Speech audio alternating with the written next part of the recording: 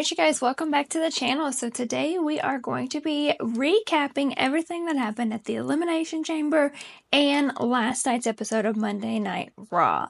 So we had a huge weekend, and I'll be honest with you, when Triple H said that the weekend was going to be massive, I was a little skeptical because sometimes Triple H can say some things and then I'm sitting there like, it really wasn't that big.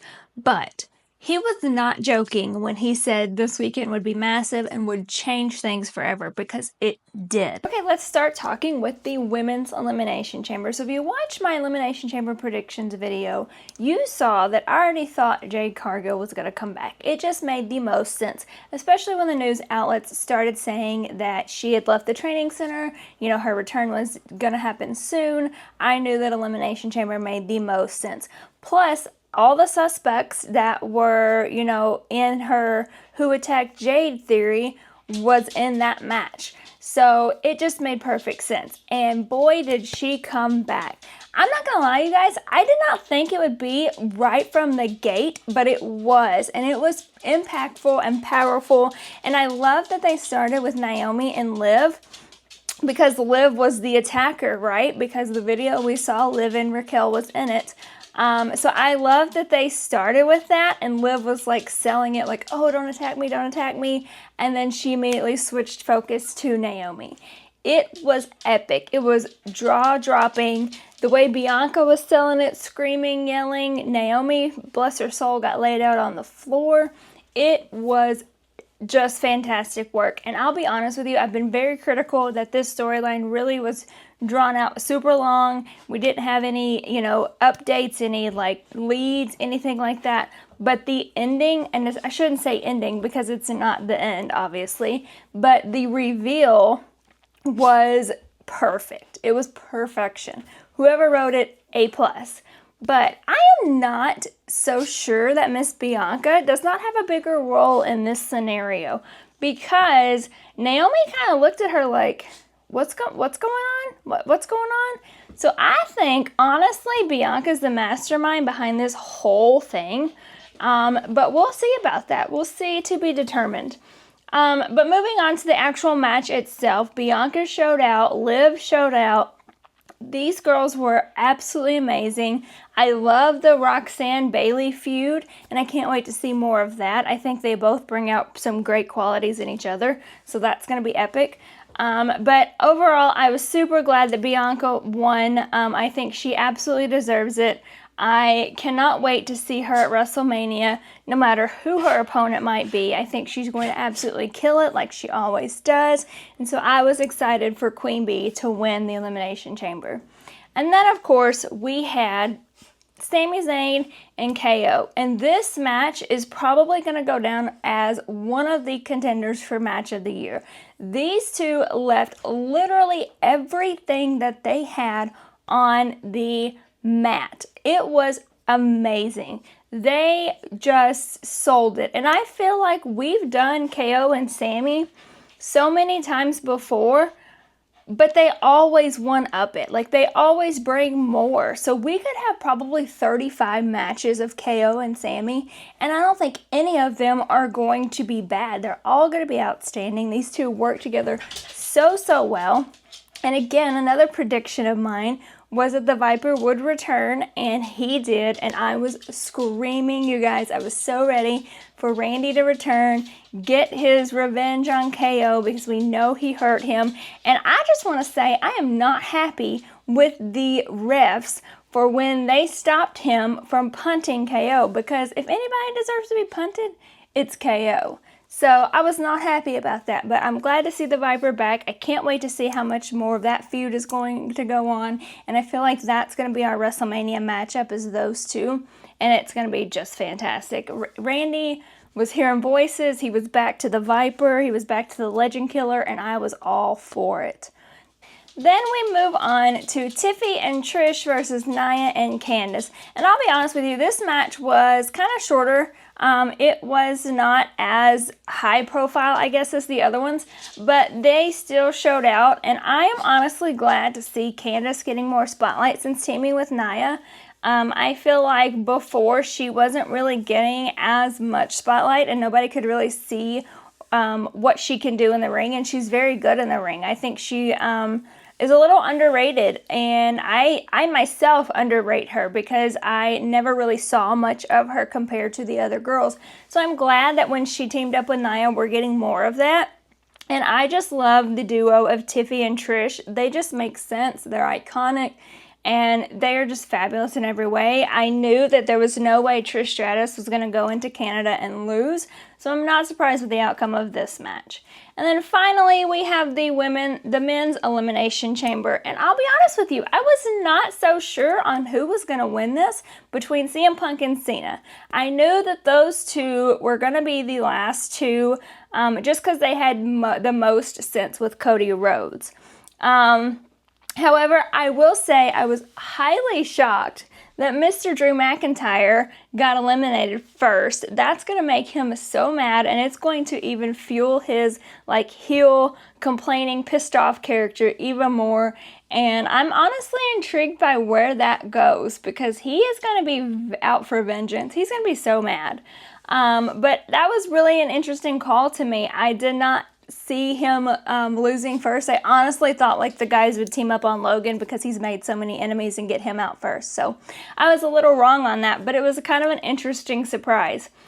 But I feel like that CM Punk and John Cena really, really performed epically in this match. So did Seth Rollins, and so it could have went anyway at all. I thought that Roman may appear, but he did not. However, we did get Seth Rollins costing CM Punk his shot at WrestleMania, which is going to create an epic feud between them. We already know, fast forward to Monday Night Raw, that we're getting Hell in a Cell next week at MSG, and I feel like this feud is going to be legendary. I mean, they are just going to absolutely kill each other, and honestly, it's going to be fabulous.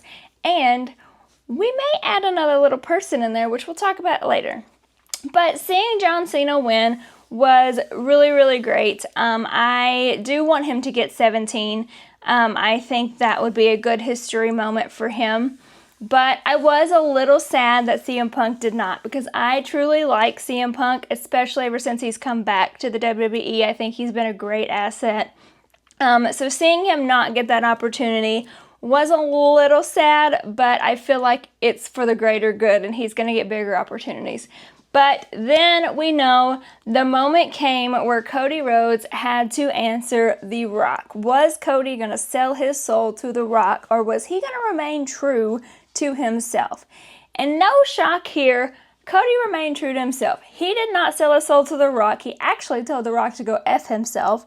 So that was just an iconic Cody moment, but it was also okay, where is this going? And to the shock and awe of everybody, Mr. John Cena himself turned heel, turned on Cody, sided with The Rock, sold his soul because he wants that 17th title. And to be honest with you, I was shocked that this actually happened. There has been so many rumors in the past of Cena turning heel, and it's never ever happened. And it finally did. And a part of me was like, is this real life? Are we getting heel Cena? I'm so intrigued by what he's going to do. I'm so intrigued by this match at WrestleMania. And I just think it is going to be just an epic heel run for John Cena, something we've never seen before, which is just what we need in his last year. So Elimination Chamber was nothing short of epic. It was amazing. It answered some questions and it opened some other questions. Then we go to Monday Night Raw. Monday Night Raw, again, was a great Monday Night Raw. We got some good matches, but most importantly, we got some pretty good storylines. We opened the show with CM Punk literally roasting everybody, literally throwing everybody under the bus. Seth Rollins come out, they attack each other in the ring, outside the ring, backstage, in Tokyo, everywhere they could, they attacked each other. And that's when Mr. Pierce decided we are going to get Hell in a Cell at MSG next Monday night. And I think our tribal chief will be showing up to get his revenge on what happened at the Royal Rumble. And that's going to set us up for a triple threat match at WrestleMania, which I cannot wait for. If it involves these three, count me in. I will be seated in my chair watching because they are going to show out. Then we had another good title defense by Lyra Valkyria. She went against Ivy Nile. I think Ivy Nile should continue to get a push. She's fantastic in the ring. She has a fantastic character right now. But I do want to see Lyra have a little bit longer of a title run, and I want to see her have some strong opponents coming up. And Ivy Nile was a good stepping stone for that. She's a strong, tough opponent, and I feel like that Lyra just needs even more because she's really good in the ring. I'm really impressed with her. And I want this title reign to mean something. And I think that having her have bigger feuds will do that. We also saw the War Raiders go against the Creed brothers for the tag titles. No surprise here. The War Raiders kept those titles. I think they're going to keep those titles until WrestleMania. I think they'll be the ones that defend them at WrestleMania, to be honest with you.